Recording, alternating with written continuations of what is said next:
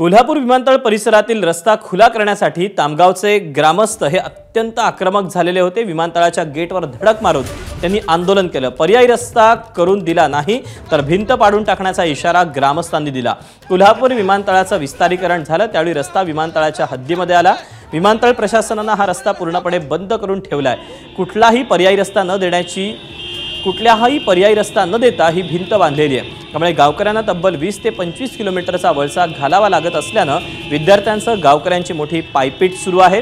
प्रशासनाकडून या गावकऱ्यांसोबत कोणीही चर्चा केली नसल्याने ग्रामस्थ अधिक संतप्त झाले। पोलीस आणि आंदोलकांमध्ये बाचाबाची झाली। रस्ता आमच्या हक्कात आहे, याने अमानुषपणे रस्ता बंद केलाय।